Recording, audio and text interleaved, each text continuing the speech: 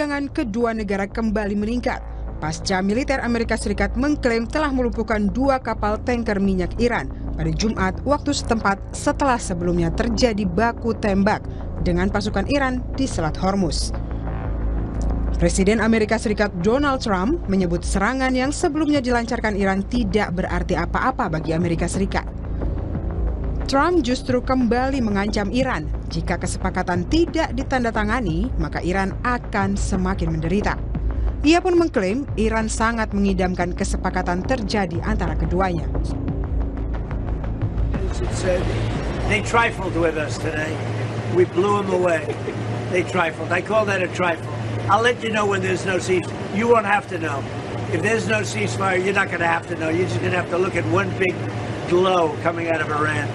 And they better sign their agreement fast. The talks are going very well, but they have to understand if it doesn't get signed, they're going to have a lot of pain. They're going to have a lot of pain. They want to sign it, I will tell you. They want to sign it a lot more than I do. Di sisi lain, Garda Revolusi Iran mengklaim telah meluncurkan rudal yang menyasar kapal Angkatan Laut Amerika Serikat di timur Selat Hormuz. Menanggapi serangan balik dari Amerika Serikat, juru bicara Kementerian Luar Negeri Iran Ismail Baghaei menyatakan bukan hal baru jika Amerika melanggar hukum internasional di masa gencatan senjata. Angkatan bersenjata Iran pun siap untuk menghalau segala bentuk intervensi Amerika di Selat Hormuz. اقدامی که دیشب انجام شد هم نقض فاحش حقوق بین‌الملل منشور سازمان ملل بود و هم نقض آتش‌بس اولین بار هم نبود و البته اطلاع دارید که مدافعین کشور سیلی بزرگی بهشون زدن با تمام توان دفع کردن شرارتشون. بنابراین همزمان که ما در وضعیت اسمی آتش‌بس قرار داریم نیروهای مسلح ما با تمام توان هم آمادگی دارن و هم با دقت رصد میکنن هر جا هم که لازم باشه کماکان موضوع در دست بررسی هر وقت به نتیجه نهایی رسیدیم حتما اعلام خواهیم کرد. Terkait dengan peluang perundingan, Ismail Baghaei juga menyebut Iran tengah meninjau pesan-pesan dari Pakistan yang bertindak sebagai mediator dalam negosiasi perdamaian antara Iran dan Amerika Serikat. Ia menambahkan, hingga saat ini Iran belum memiliki jawaban apapun untuk disampaikan ke Amerika. Washington dinilai memberikan pesan yang tidak konsisten terkait strateginya untuk mengakhiri perang. Iran hanya akan fokus pada 14 poin dalam proposal yang telah disampaikan ke Amerika Serikat. ما آخرین گفتگوهایی که داشتیم با طرف پاکستانی متمرکز هست بر طرح پیشنهادی ما، همون طرح موسوم به 14 بندی که منعکس شد به طرف آمریکایی از طریق پاکستان. دیدگاهشون مطرح شد و متقابلا ما اون طرح رو در دست بررسی داریم. به محض اینکه جمع‌بندی کار انجام بشه به میانجی پاکستانی منعکس خواهد شد و بر اساس نتایج این تبادل پیام‌ها گام بعدی در موردش تصمیم گیری خواهد شد. Sementara, Presiden Rusia Vladimir Putin menyatakan Amerika dan Iran bisa mencapai kesepakatan untuk mengakhiri konflik demi kepentingan semua pihak. Ia juga menyebut tidak melihat adanya bukti upaya Iran untuk membuat bom nuklir. Pernyataan ini bertolak belakang dengan pernyataan Trump yang mengklaim perang gabungan Amerika Serikat dan Israel untuk menggagalkan upaya Iran memperoleh senjata nuklir. Нет уже заинтересованных лиц для продолжения этого противостояния. Конечно, мы понимаем, что договоренности должны быть достигнуты в интересах всех народов и всех государств этого региона. Есть разные варианты, мне бы не хотелось сейчас вдаваться в детали. Мы их представляем себе, какие они могли бы быть. И в целом они могут быть достигнуты. И мы слышали неоднократно заявления по этому поводу. Да и МАГАТЭ ни разу не сказала, что есть доказательства стремления Ирана к ядерному оружию. Все другие участники этого процесса, на мой взгляд, тоже могли бы быть заинтересованы. Мне кажется, что это могло бы их устроить. Почему? Ну, во-первых, все бы увидели, что это такое, сколько и где находится. Второе, это все было бы поставлено под контроль МАГАТЭ. Pakistan yakin Amerika Serikat dan Iran akan mencapai gencatan senjata jangka panjang. Perdana Menteri Shehbaz Sharif bilang Pakistan telah memainkan peran penting dalam mengupayakan perdamaian kedua belah pihak. Negosiasi hingga kini sulit tercapai karena perselisihan mengenai program nuklir Iran dan Selat Hormuz. Saudara, wacana pelaksanaan perundingan kembali muncul di tengah situasi ketegangan antara Amerika Serikat dan Iran meningkat. Keduanya dikabarkan bakal melanjutkan perundingan paling cepat pada pekan depan di Islamabad. Lalu sebesar apa peluang perdamaian itu muncul di ambang ketegangan yang kembali memanas? Kita akan membahasnya bersama Julius Purwadi, pakar hubungan internasional Universitas Parahyangan, dan bergabung juga Mahfuz Siddiq, pengamat Timur Tengah. Selamat malam Pak Julius dan juga Pak Mahfuz. Assalamualaikum. Selamat malam, Mas Raditya. Ya, saya ke Pak Julius dulu. Pak Julius, melihat eskalasi serangan Love Tap dari Amerika Serikat baru-baru ini, apakah menurut Anda pekan depan adalah waktu yang realistis bagi kedua pihak untuk duduk di meja perundingan, atau ini hanya strategi buying time bagi masing-masing pihak? Ya, buying time untuk Iran, tetapi Presiden Trump maunya semakin cepat semakin baik. Oke. Kemarin kan hari Jumat ya ditunggu oleh Presiden Trump respon proposal 14 poin yang diajukan ke Iran ya melalui Pakistan. Tapi kan tidak terjadi ya, tidak terjadi. Sementara ini justru ironinya di pihak Iran ini seperti buying time, mengulur-ulur waktu gitu. Nah, kenapa buat Presiden Trump sangat penting? Satu, terkait dengan tekanan publik ya, domestik itu luar biasa menjelang pemilu selah. Tapi yang lebih penting lagi ini sebelum kunjungan ke Beijing tanggal kira-kira 14-15 Mei ini ya, berharap sekali Trump sudah ada kesepakatan. Dan ini nanti menjadi bahasanya amunisi ya untuk diplomasi dengan Xi Jinping, bahwa Amerika Serikat memenangkan perundingan dengan cara diplomasi. Itu maunya gitu. Tetapi dari sisi Iran kelihatan bahwa dia masih sangat hati-hati, dan kita paham ya Mas Raditya ya bahwa harus hati-hati karena pernah ditipu ya. Pada tanggal 28 Februari diserang, padahal tanggal 27 waktu itu sedang perundingan dan sudah ada sinyal positif ya untuk kelanjutan perundingan, tapi digempur. Jadi ini sedang buying time dan tidak ada sesuatu yang dikejar oleh Iran. Dan pada saat yang sama mau meyakinkan bahwa Presiden Trump memang betul-betul bisa dipercaya. Oke. Ya, bicara soal buying time, ini juga sedang, artinya Iran juga sedang menata ulang begitu ya strategi berikutnya. Apakah akan ada strategi militer tambahan ataupun justru masuk ke meja perundingan? Saya ke Pak Mahfuz.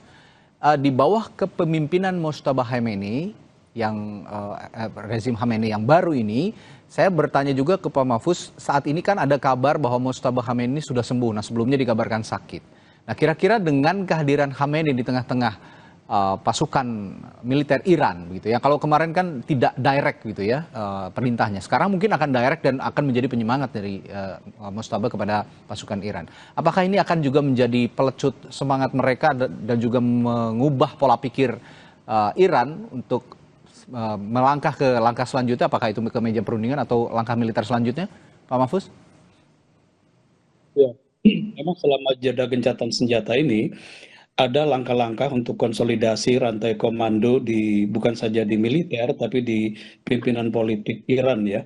Dan konsolidasi ini lebih didasari oleh ketidakpercayaan bahwa Amerika dan Israel ini dalam waktu dekat tidak akan mengulangi lagi serangan dalam skala yang besar. Jadi memang ketidakpercayaan ini sangat kuat dalam pikiran para pimpinan politik dan militer di Iran. Dan kalau kita lihat misalnya apa yang disampaikan oleh Presiden Trump agar Iran segera menandatangani atau menyetujui 9 poin yang diajukan Amerika lewat Pakistan, ini justru di dalam 9 poin itu ada beberapa klausul yang justru memperkuat ketidakpercayaan itu. Yang pertama adalah bahwa misalnya klausul tentang perpanjangan gencatan senjata selama 2 bulan. Dan ini terkait juga dengan poin ke-9 misalnya dari Amerika, bahwa komitmen non-agresi itu bersifat terbatas, yaitu selama masa negosiasi berlangsung. Nah, 2 poin ini saja, ini kan sebenarnya membuka ruang bagi Amerika dan juga Israel untuk melakukan serangan setelah berakhirnya masa gencatan senjata atau di luar masa negosiasi itu berlangsung. Dan kita lihat misalnya kalau masa negosiasi dan gencatan senjata ini kita anggap 2 bulan, apa yang disampaikan oleh pihak Rusia misalnya ini juga makin memperkuat ketidakpercayaan karena yang disampaikan oleh intelijen Rusia misalnya bahwa masa gencatan senjata ini dan perundingan lanjutan itu besar kemungkinan dipakai oleh Amerika dan Israel untuk melakukan persiapan bagi serangan militer yang lebih kuat, yang lebih besar. Walaupun secara politik domestik ada banyak kendala bagi Trump untuk melancarkan kembali serangan militer. Nah, jadi menurut saya dari 9 poin yang diajukan Amerika atau 14 poin yang diusul Iran melalui Pakistan itu memang masih ada beberapa poin, beberapa klausul yang gapnya ini masih sangat jauh, masih sangat besar untuk bisa disepakati antar para pihak di Islamabad nanti. Oke, bicara proposal 14 poin dari Iran, saya ke Pak Yulis lagi. Pakistan telah menjadi perantara aktif selama ini dalam menyampaikan proposal itu. Tapi yang ingin saya tanyakan, sejauh mana efektivitas Islamabad sebagai mediator dalam menjembatani kebuntuan komunikasi langsung antara Washington dan Teheran, Pak Yulis? Ya, seberapa jauh efektivitas ya peran Islamabad. Harus diakui isunya berat ya, isunya sangat berat. Pertama terkait dengan pengayaan uranium yang dikhawatirkan bisa dikembangkan untuk senjata nuklir, lalu yang kedua juga terkait dengan kontrol atas Strait Hormuz. Dan dari awal kita ragu-ragu apakah seorang Pakistan bisa melakukan itu, tugas yang sangat berat itu gitu. Terutama terkait dengan isu yang uranium. Kalau kita merujuk pada pengalaman di 2015 kan termasuk P5 ya, anggota PKPBB yang terlibat di sana, dan itu bisa dibayangkan. Tetapi sejauh ini yang kita lihat gitu ya, di tengah situasi yang sangat sulit, peran sebagai interlokutor itu kan dilakukan ya. Jadi pesan dari Iran disampaikan kepada Amerika Serikat melalui Pakistan, lalu kemudian respon dari Amerika Serikat terhadap proposal Iran juga disampaikan ke Iran melalui Pakistan, dan ini sudah terjadi ya. Hanya memang yang belum bisa dilakukan adalah sebatas sebagai pembawa pesan dari Iran ke Amerika Serikat, lalu kemudian pesan dari Amerika Serikat ke Iran. Belum pada posisi di mana misalnya dia mengajukan poin-poin yang bisa diturunkan dari masing-masing pesan tadi. Nah itu belum ya, itu belum. Tetapi paling tidak ada komunikasi, itu sudah kita harus apresiasi, Mas Raditya ya. Kalau dalam situasi yang sangat menegangkan seperti ini, di mana penggunaan militer, cara-cara militer untuk menyelesaikan konflik itu sangat-sangat besar kemungkinannya, saya kira komunikasi harus dijaga. Dan itu yang menurut saya harus diapresiasi dari Pakistan ya. Menjaga komunikasi, lalu kemudian mencoba merangkai pesan-pesan, dan harapannya nanti ujungnya adalah ada titik temu. Dan titik temu itu artinya adalah kemungkinan untuk memulai perundingan secara lisan ya, bukan sekedar menyampaikan pesan. Oke, tapi sebelum bicara meluas komunikasi langsung antara Washington dan Teheran, Pak Mahfuz, saya ingin bertanya juga soal komunikasi internal Iran sendiri. Karena sempat juga ada terdengar bahwa situasi politik di dalam negeri Iran saat ini juga agak bukan terpecah, tapi ada perbedaan persepsi mengenai perundingan di Islamabad. Nah, apakah ada perbedaan pendapat menurut Anda? Anda melihat ada perbedaan pendapat antara Khamenei, pemerintahan Raisi dan juga Arakci atau Tun Arakci, serta Korps Gerilya Revolusi soal menerima tawaran AS di meja perundingan, Pak Mahfuz? Ya, saya kira dalam setiap fase perundingan dari konteks konflik bersenjata, itu pasti akan muncul perbedaan-perbedaan pandangan terkait dengan proses negosiasi atau perundingan yang berlangsung. Itu sesuatu yang jadi di setiap situasi atau setiap aktor yang terlibat. Jadi kalau saya sih membacanya ya, perbedaan-perbedaan pandangan yang muncul di elit Iran, misalnya kalau kita mau buat polarisasi sederhana, dari kubu militer dan kubu pemimpin politik itu memang ada perbedaan, tetapi kalau saya melihatnya perbedaan ini justru sengaja dimunculkan untuk saling memperkuat posisi dalam proses negosiasi. misalnya pimpinan-pimpinan militer Iran ya di Garda Revolusi itu kan cenderung menyampaikan pesan ke publik, ke media bahwa mereka siap melakukan pertarungan yang lebih besar dan mereka akan melakukan perlawanan yang lebih kuat lagi. Tetapi pada sisi yang lain misalnya melalui jalur pimpinan politik, apakah dari pimpinan DPR atau dari Menteri Luar Negerinya, kita lihat ada pesan untuk kemudian lebih terbuka menegosiasikan poin-poin yang diajukan para pihak. Jadi menurut saya ini orkestrasi yang memang sengaja dibangun gitu ya, sehingga kemudian pihak Pakistan maupun Amerika tidak bisa secara sepihak menentukan bahwa hanya satu arah kekuatan yang harus mereka lakukan kesepakatan. Jadi ini menurut saya cara Iran di dalam bernegosiasi dengan Amerika, dengan Trump yang menurut mereka tingkat unpredictable-nya sangat tinggi, dan yang kedua basis kepercayaan politiknya juga memang sangat rendah. Oke. Nah, selama ini uranium kan jadi juga ganjalan ya di meja perundingan untuk membahas lebih lanjut langkah apa yang akan sama-sama ditempuh dan juga disepakati oleh kedua belah pihak maupun dari Iran maupun juga di Amerika Serikat. Nah, yang menarik, Presiden Rusia Vladimir Putin baru saja menawarkan bantuan pengenceran uranium Iran sebagai solusi teknis. Nah, ini apakah tawaran Rusia ini akan jadi katalisator yang mempercepat terjadinya perundingan pekan depan? Akan saya tanyakan hal ini kepada Pak Julius, tapi setelah jeda ya Pak, di Sapa Indonesia Malam, tetaplah bersama kami.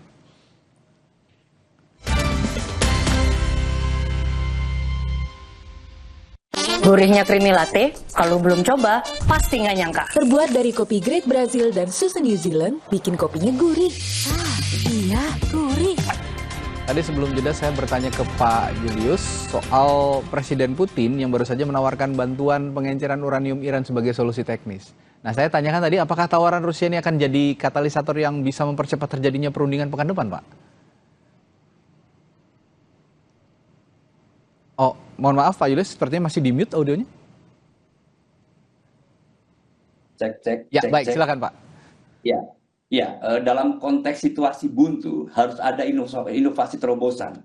Dan itu yang dilakukan oleh Presiden Vladimir Putin. Menawarkan agar Rusia bisa menampung seluruh stok uranium yang telah diperkaya oleh Iran. Termasuk kemudian mengolah menjadi bahan bakar sipil. Itu yang ditawarkan oleh Vladimir Putin. Saya kira ini satu hal yang sangat penting, tawaran ini.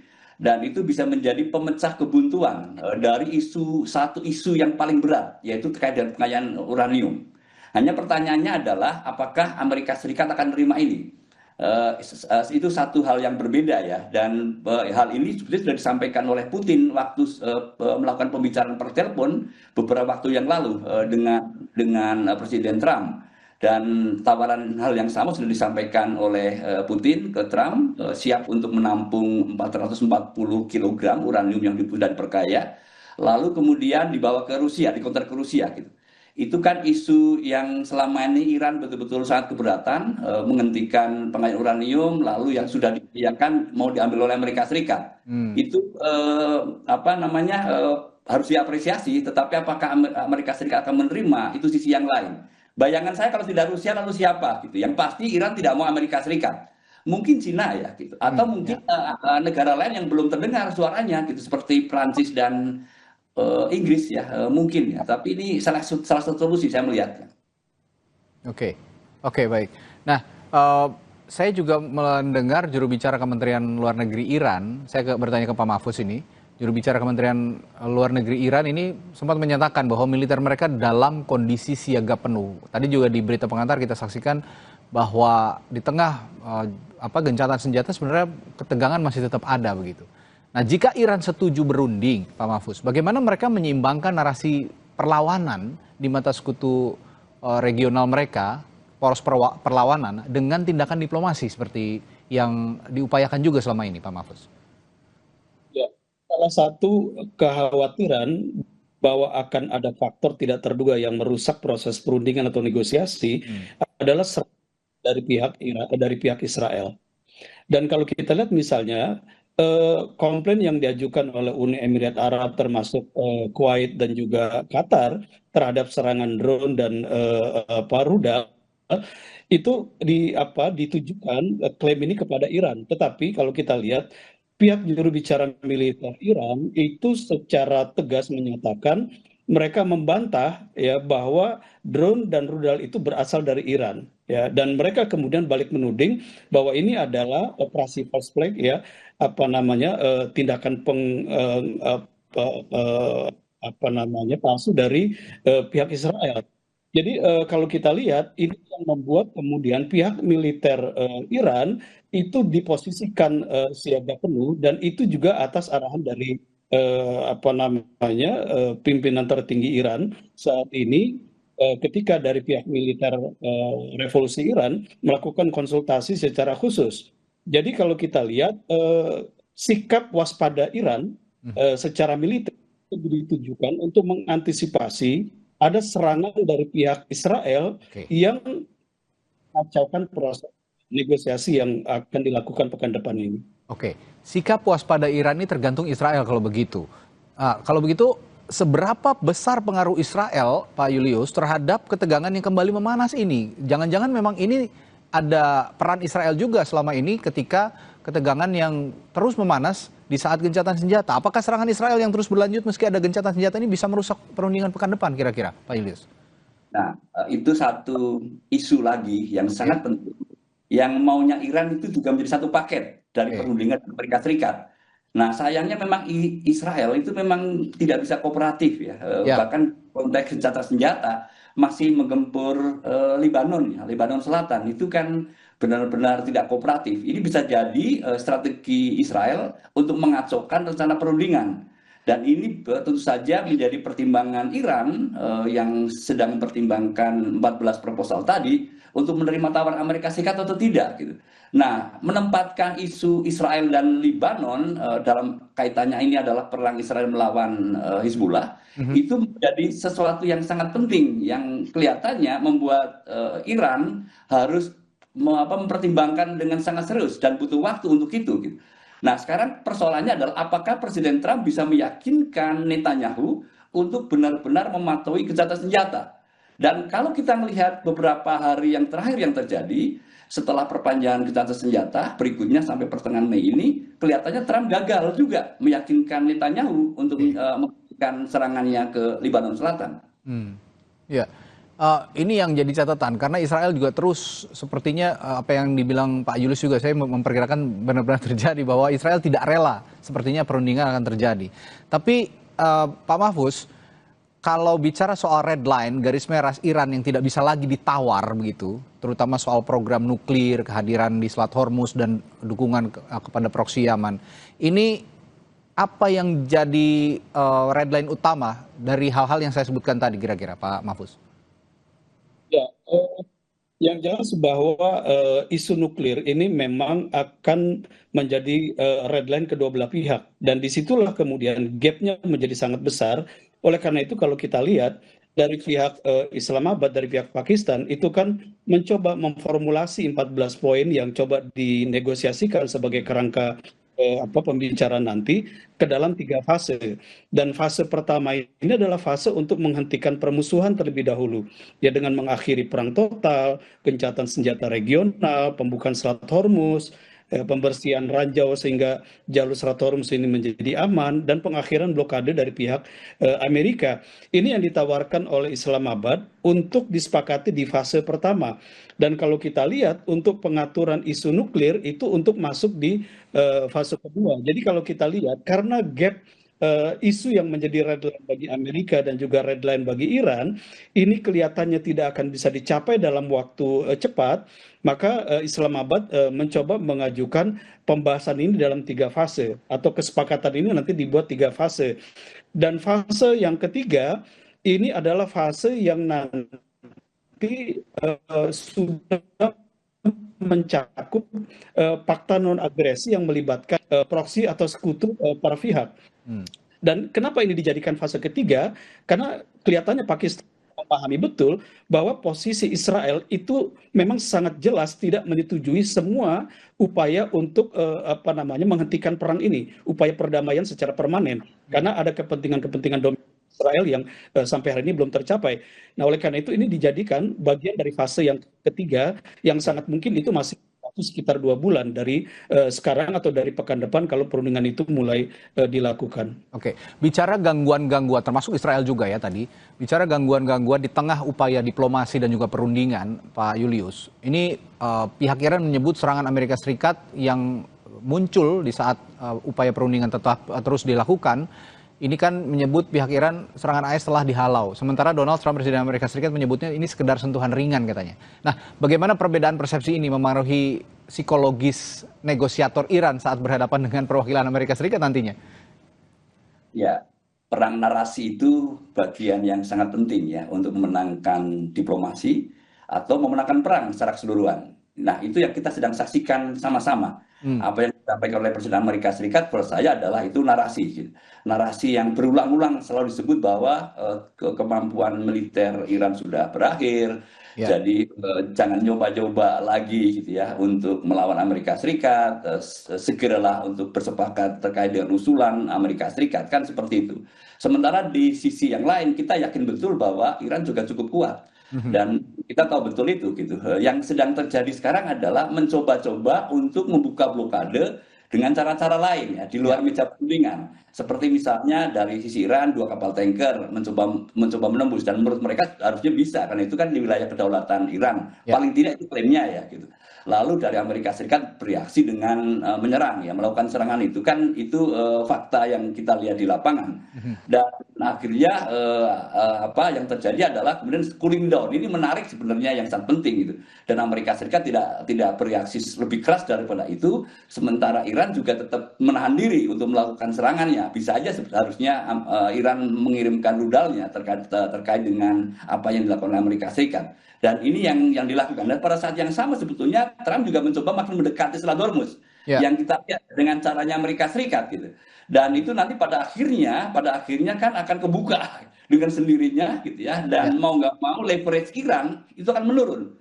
Karena leverage Iran kan lebih sekarang menekankan pada kontrol atas Selat Hormuz. Dan itu aspek lain dari negosiasi yang Iran tidak mau diturunkan ya sebagai satu red line. Oke, ini juga tampaknya jadi atau tidaknya perundingan yang akan dilakukan pekan depan ini akan memunculkan dampak jangka panjang terhadap arsitektur keamanan Timur Tengah jika Amerika Serikat Iran juga akhirnya mencapai kata sepakat damai ataupun nanti diputuskan tidak ada perdamaian dan akhirnya perang terus berlanjut. Baik, perbincangan yang sangat menarik malam hari ini. Terima kasih kedua narasumber saya, ada Pak Julius Purwadi, ada dosen hubungan internasional dari Universitas Parahyangan, dan juga Pak Mahfuz Siddiq, pengamat Timur Tengah sekaligus Ketua Komisi 1 periode 2010-2016 telah bergabung di Sapa Indonesia Malam. Terima kasih Bapak-Bapak, selamat malam, sampai jumpa lagi. Selamat malam. Saudara, Presiden Rusia Vladimir Putin membuka dan memimpin parade tahunan Hari Kemenangan Victory Day di Lapangan Merah Moskwa untuk memperingati 81 tahun kemenangan atas Nazi Jerman di Perang Dunia Kedua. Kami hadirkan informasi sesaat lagi untuk Anda.